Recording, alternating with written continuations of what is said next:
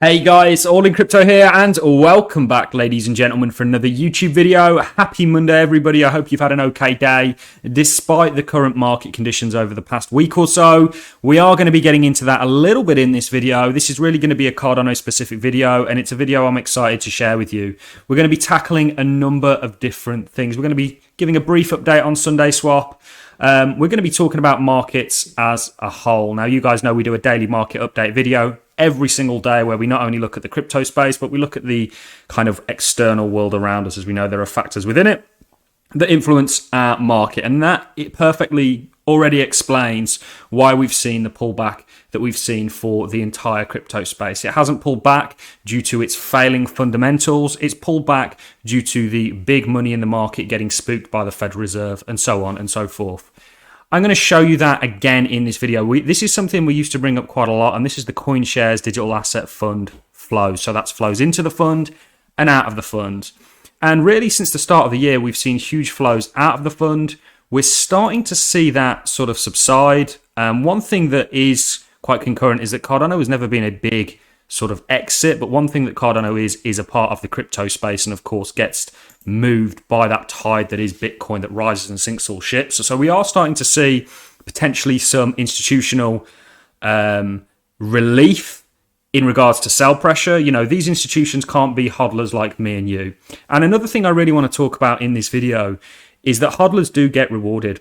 I certainly was rewarded massively as a hodler. Yes, this market hasn't played out exactly as we wanted it to. You know, we've not followed the Bitcoin 4-year cycle theory. We've not followed a number of models, and models are only valid until they're invalidated.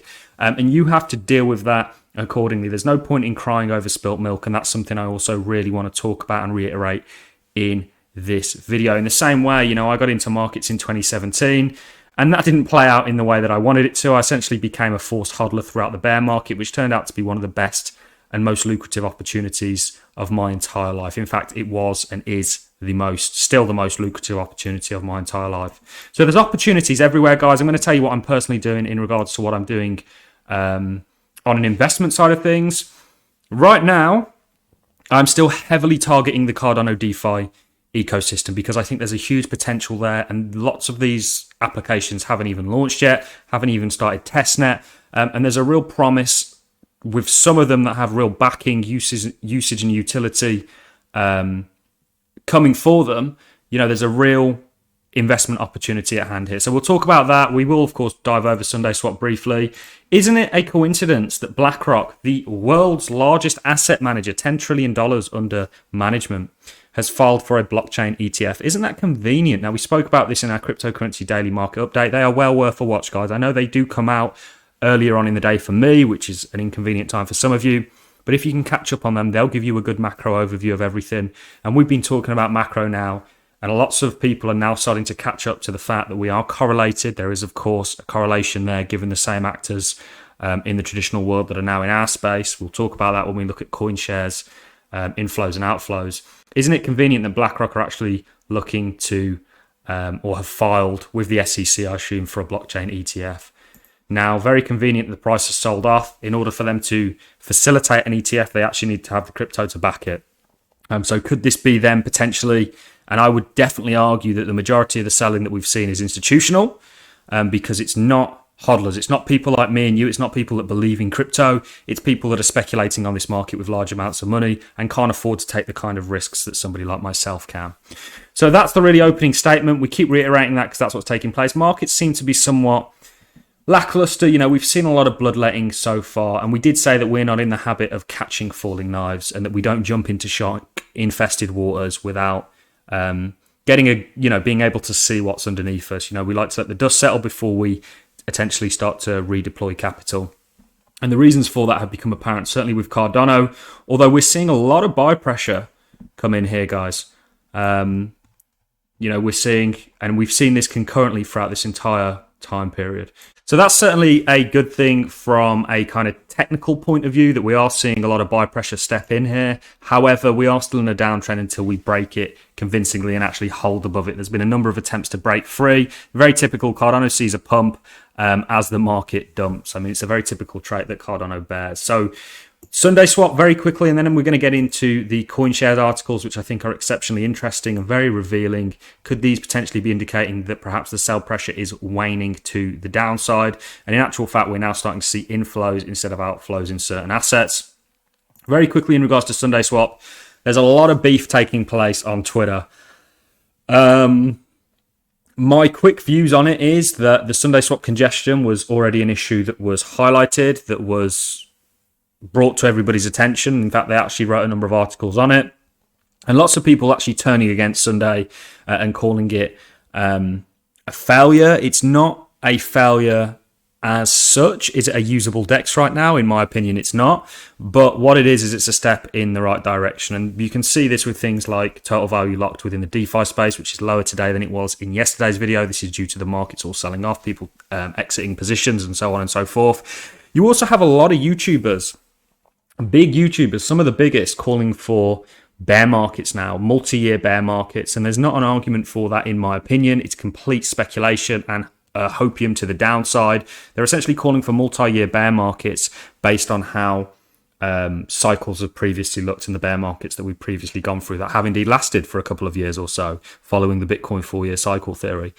I think we've already established, and it's what we try and do within these videos, that we are now on a different trajectory. The game has changed, and those rules, yes, the halvening that takes place with Bitcoin is going to have, for sure, a fundamental and monetary effect on Bitcoin, because the supply gets halved, and this should cause a price increase due to basic supply and demand.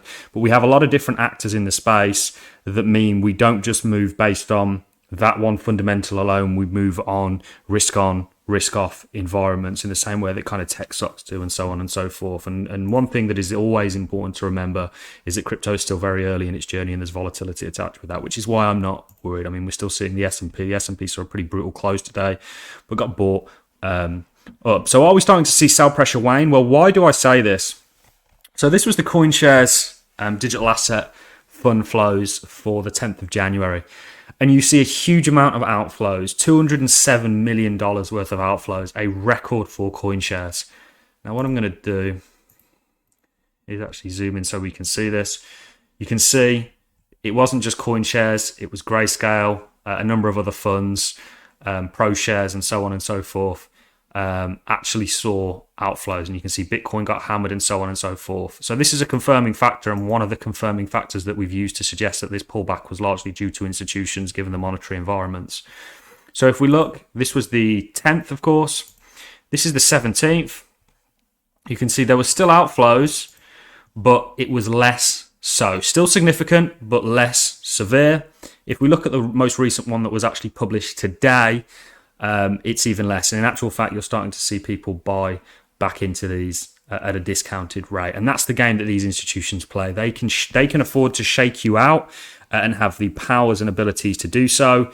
And that's why being a hodler really pays to hang in there, in my opinion. You know, you guys do whatever's best for you. You should never be at a point where you're that leveraged that if markets do take a turn like they've seen, and remember, it's kind of to be expected in many respects with the crypto space, given how volatile and speculative it still is. The reason it's so speculative and volatile at the moment is because it's not really implemented. That's also the value proposition with it. So there's a lot going on here that you've got to take into account. But one thing that we are seeing is inflows start to sort of pick back up. Does this suggest that the institutional sort of money has stopped dumping and we actually might see some more accumulation take place? It could indeed do so. And we showed you in yesterday's video, and I'm going to do a really long Twitter thread on it, the fact that Amazon back in 2010 went through a similar thing that Bitcoin's going through in 2022. And this was, you had the marginally higher highs, and you also had the threat of interest rate hikes, given what happened in 2008 being a huge inflationary event. Essentially, you had banks having to bail people out. You know, we have 2020 March, which was a huge inflationary event, and now we also see interest rate hikes being used as a threat to combat inflation in the same way they were back there. So there's lots going on, lots to take into account. We will try and keep you right on this channel. Yes, things haven't quite played out in the way that we predicted them to. Certainly the end of 2021. However, one thing I do think I'm going to be absolutely spot on is the direction that this market is going to move in on more of a macro sort of time frame and over the longer term. That's something that we've been spot on about to date. Yes, we're not going to get any sort of short-term or you know, short-term calls are a lot harder to make, and there's a lot of variable factors that go into that.